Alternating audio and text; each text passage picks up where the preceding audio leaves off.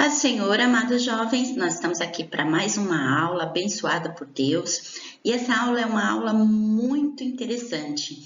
Ela traz muitas informações que parece que bate de encontro conosco. O nome dela é o Alicerce Inabalável. É a lição 16 do nossa revistinha Perfil Aprovado. O alvo da nossa lição é reconhecer que o alicerce inabalável só é aquele fundamentado na vida de Cristo. Sentir que a verdadeira segurança está em ouvir e praticar as palavras de Jesus. E propagar que o alicerce inabalável deve ser uma busca diária do cristão. O nosso texto básico, ele vem em Mateus 7, 24 e 28. E é um texto muito conhecido nosso já. Olha só o que ele diz: todo aquele, pois, que escuta essas minhas palavras e as pratica, assemelhá-lo-ei ao homem prudente, que edificou a sua casa sobre a rocha. E desceu a chuva, e correram rios, e assopraram ventos, e combateram aquela casa. E ela não caiu, porque ela estava firmada na rocha, edificada na rocha. E aquele que ouve essas minhas palavras e não as cumpre, compará-lo-ei ao homem insensato, que edificou a sua casa sobre a areia. E desceu a chuva, e correram os rios, e assopraram os ventos, e combateram aquela casa, e ela caiu. E foi grande a sua queda. Aqui nós vemos claramente aquele que é firmado em Cristo e aquele que não é firmado em Cristo. E aí nós vamos aos termos desta lição. O primeiro fato que a gente tem que identificar, que foi baseado nesse texto da casa firmada na rocha e na areia, é que existe uma falsa segurança, ou é o sinônimo de alicerce fraco, porque quando você constrói na areia, não tem um bom alicerce. A gente viu recentemente prédios caindo porque foram construídos com areia, foram construídos com mal formação. Da mesma forma, quando você constrói uma casa num alicerce fraco, um alicerce fofo, um alicerce que não te dá estrutura. E aí, a grande pergunta que vem é assim: no que apoiamos a nossa segurança? Em Cristo ou não em Cristo? Quem está fora de Cristo está baseado numa falsa segurança, ou seja, tem um alicerce fraco. E aí onde a gente vemos mais coisas, que as nossas práticas, as nossas atitudes vão mostrar onde nós estamos nos apoiando. Se é em um alicerce fraco, se é uma falsa segurança. Essas aulas têm nos mostrado muitos detalhes sobre a nossa vida e têm nos dado instruções preciosas para a gente andar conforme a palavra de Deus. O primeiro conceito vem assim: são conceitos deturbados do que é ser bem-sucedido. Olha bem, isso a gente vê com tanta nitidez no mundo hoje que parece que está gritando aos nossos ouvidos essas informações. Para o mundo, o bem-sucedido é aquele que tem bens, que busca seus direitos acima de qualquer situação, ou seja, nada importa. Importa que eu seja bem-sucedido, que eu tenha bens, que eu seja famoso, que eu seja uma pessoa querida, que eu não me importe com os outros, mas comigo mesmo é o mais importante. Então, ser feliz é estar sob uma pressão em atender à conformidade exigida pelo mundo. Olha só que importante. Se eu quero o tempo todo atender o que o mundo me prega, que é ser feliz e que é ser bem-sucedido, isso gera mais culpa dentro de mim, achando que eu estou errada. Estou errado em estar não atendendo o que o mundo quer. Mas nós não podemos pensar assim. Nós temos que pensar numa caminhada segura, não ter uma motivação nesses preceitos que o mundo prega. Porque quem está em Cristo, aí sim, aí o caminho é excelente. Aí a gente reconhece as nossas limitações, a gente reconhece os nossos erros, os nossos problemas, a gente conhece que Deus nos deu os privilégios, que Ele nos deu os recursos disponíveis, que Ele nos deu a vida, que Ele nos instrui, que Ele nos molda conforme a sua palavra, conforme o seu desejo para a nossa vida. E tenho certeza, quando você tem um caminho em Cristo, você tem paz, você tem Temperança, você tem todos os frutos do Espírito. Então, nós somos bem-sucedidos quando cooperamos ao invés de competir. Quando a gente é bem-sucedido, quando a gente domina a nossa ira, a gente não quer o mal das pessoas. Nós compreendemos a falha do próximo e não cedemos às tentações e às ideias do mundo. Diferença gritante entre a rocha e a areia. Aí vem Jesus e fala muito claramente que quando nós temos Ele em nossas vidas, nós temos as bem-aventuranças ditas lá em 5:1-11. E Jesus, vendo a multidão, subiu ao monte e, assentando-se, aproximaram deles os seus discípulos. E ele começou a contar. Ele abriu a sua boca e ensinava, dizendo: Bem-aventurados pobres de espírito, porque deles é o reino dos céus. Bem-aventurados que choram, porque eles serão consolados. Bem-aventurados mansos, porque eles herdarão a terra. Bem-aventurados que têm fome e sede de justiça, porque eles serão fartos. Bem-aventurados misericordiosos, pois eles alcançarão a misericórdia. Bem-aventurados limpos de coração, porque eles verão a Deus. Bem-aventurados pacificadores, porque eles serão chamados filhos de Deus. Bem-aventurados os que sofrem perseguição por causa da justiça, porque deles é o reino dos céus. Bem-aventurados sois vós, quando os vos injuriarem e perseguirem e mentindo, disserem todo mal contra vós por minha causa. Nada mais precioso do que ter todas essas bem-aventuranças para nós.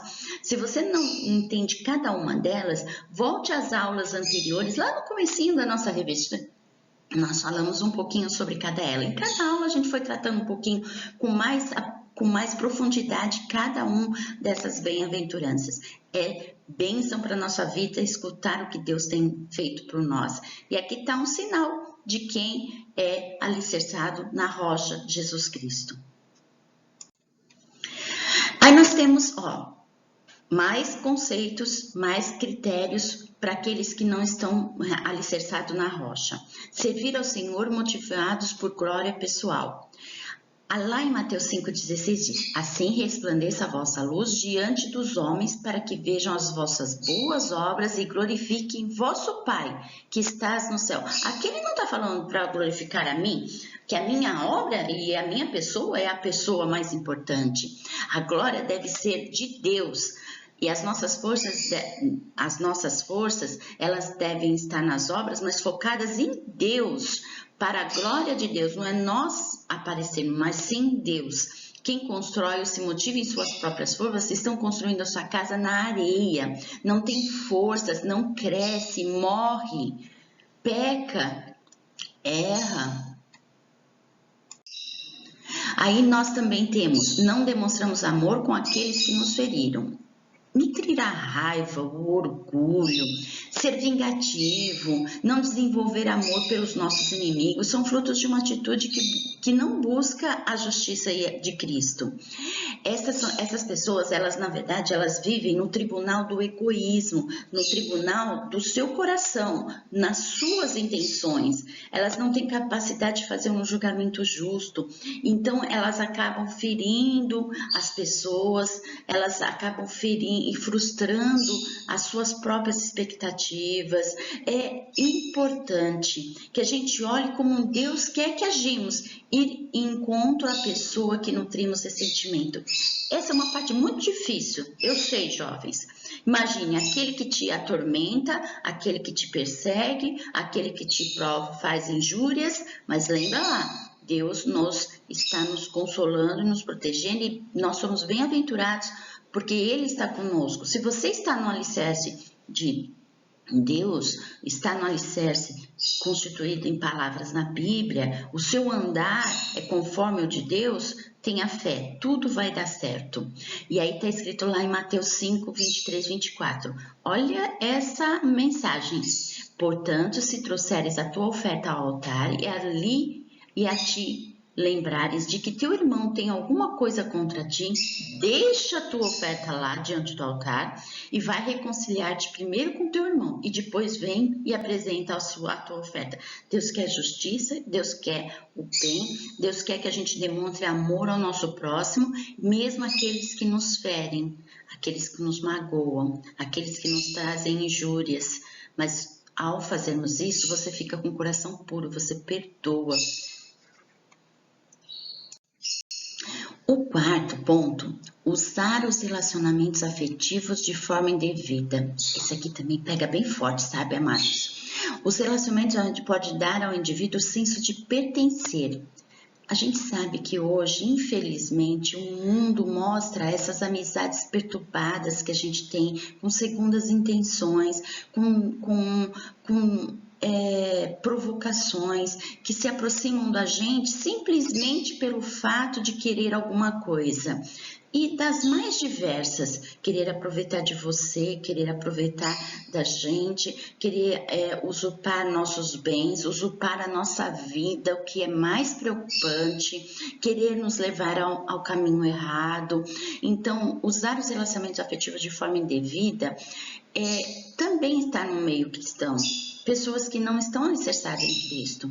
E a gente tem que entender que nós precisamos ser amigos, mas precisamos ser amigos que são verdadeiros, que estão no mesmo caminho. E a gente percebe que a gente também tem que dar carinho, dar afeto, ser receptivo, ter empatia. Não é certo usar as pessoas para obter vantagens pessoais. Não é certo achar e sentir que tem poder sobre as pessoas para elas fazerem o que você deseja e nem levá-las para o caminho errado. Nós precisamos, jovens, encontrar o caminho certo. O mundo está te oferecendo muitas, mas muitas coisas erradas e elas aparentemente são certas, mas não estão certas. Olhem para Deus, olhem para os mandamentos, olhem para a Bíblia e reverta o seu caminho. Somente Deus pode te salvar. A passagem aqui na terra, ela é momentânea e pode parecer bonita aos olhos do mundo, trazendo tantas coisas, mas quando você pega um caminho errado, a sua vida se destrói, a sua vida se acaba. Procurem por fazer e tirar o que é errado do teu caminho, como está escrito lá e Jesus nos ensinou em Mateus 5, do 27 a 30. Se a tua mão te atrapalhar, arranque fora. Se seus olhos te atrapalharem, arranque fora. Aqui, ele quer dizer que você tem que tirar aquilo que está te atrapalhando, está no caminho de Deus. Então, pessoas que se aproximam de você, ou você se aproxima erroneamente de pessoas para tirar vantagem, saia desse caminho, é o que Jesus pede. Não honra a palavra. Aqui fala sobre uma coisa interessantíssima, que era o mentir. Somos tentados a mentir. Por que nós somos tentados a mentir? Para insegurança, medo de escutar, de falar a verdade e as consequências de você falar a verdade, os riscos que você tem em falar a verdade, o sofrimento que você vai ter em falar a verdade. E aí a gente acaba mentindo por coisas banais e com medo. Então, na verdade, o medo traz essa insegurança e você para de honrar a palavra. Então, parece legal mentir. Parece que você está fazendo a coisa certa, porque você está protegendo alguém, porque você está se protegendo, porque você quer que alguma coisa não aconteça lá na frente. Mas isso não é certo, isso é uma falsa segurança, é construir a sua casa na areia, é construir o seu alicerce em uma coisa leviana, uma coisa que traz mal a si e aos outros. Então, olha o que Deus diz lá em Mateus 5,37, seja porém o vosso falar sim, sim, não, não. Porque o que passa disso é de procedência maligna. Então, seja você sim, sim, não, não. Seja sincero, honre a palavra e siga os caminhos. Mesmo que a dor venha, essa dor é passageira, porque você falou a verdade, mas Deus vai te proteger, te cuidar com um carinho tão precioso, que falar a verdade é melhor do que falar mentira. Fazer uso indevido da nossa espiritualidade. Ai, como isso aqui agora também está em evidência. As atitudes como ajudar os necessitados, o jejum, o desenvolvimento de nossas disciplinas espirituais deve ser resultado da morte da nossa vida por uma nova vida em Cristo. Cuidar para não tornar nossa espiritualidade uma promoção individual. Meu Deus, como a gente vê pessoas hoje, por causa das mídias, em passagens, em mensagens que são circuladas na televisão, em muitos momentos, pessoas se promovendo por causa da palavra de Deus, da espiritualidade. Por que isso acontece? Tem algumas passagens que podem nos mostrar. Trabalhamos no reino a fim de sermos vistos pelos outros.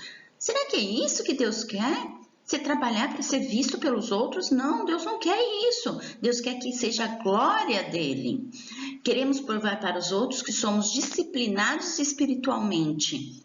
É isso que Deus quer? Não! Deus quer que a gente seja disciplinado para a glória dele, para o seu contato, você e ele. Nossas orações não são fruto de um relacionamento de amor com Deus, mas como caminho para alimentar nosso orgulho espiritual perto de nossos irmãos. Cuide para construir a casa na rocha, fazer em segredo as disciplinas espirituais, não para se promover, mas sim para glorificar a Deus. A sua espiritualidade é você e Deus.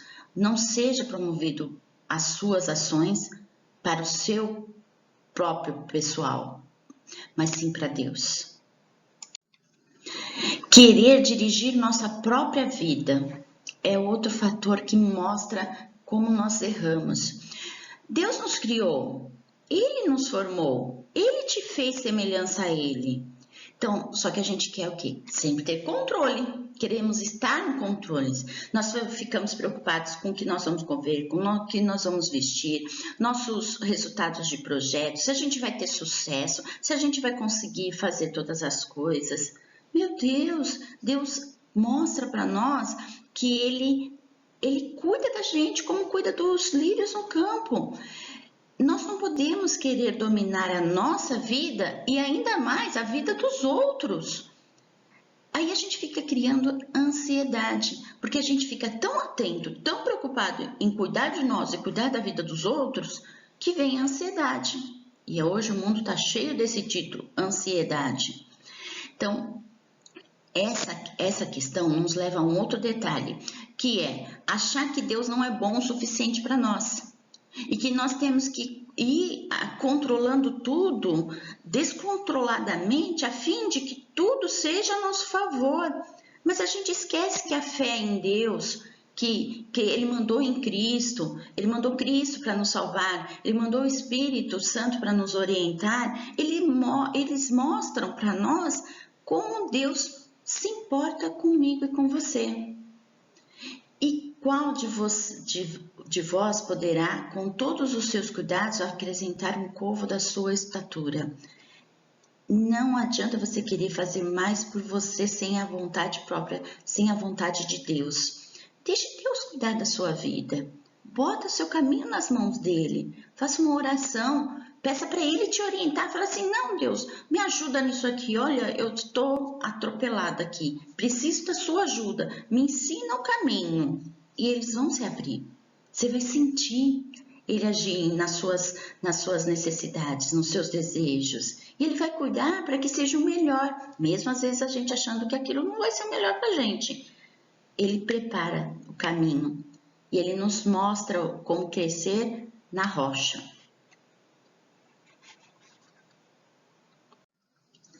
Aí nós temos as tempestades da vida revelam os nossos alicerces. Aqui, olha só.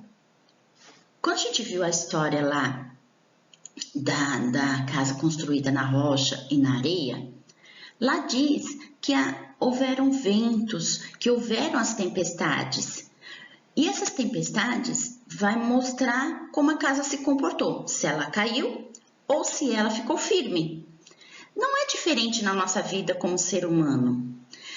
Tanto a casa, tanto a pessoa que se mostra e fica na casa na rocha, ou se mostra uma pessoa em Cristo, quanto aquela que não está, as duas vão praticar coisas boas.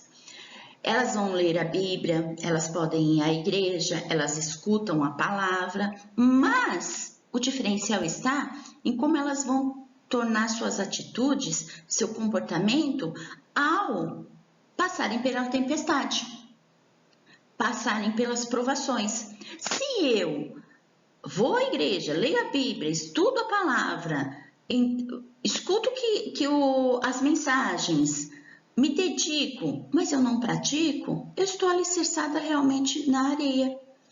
Se eu fizer tudo isso, no entanto, escutar, ler, aprender, estudar, e eu me manter firme e acreditando nos valores do reino, nos valores que Deus nos deu, eu vou estar firmada na rocha. Jesus disse que devemos abandonar o senso comum e seguir os valores do reino.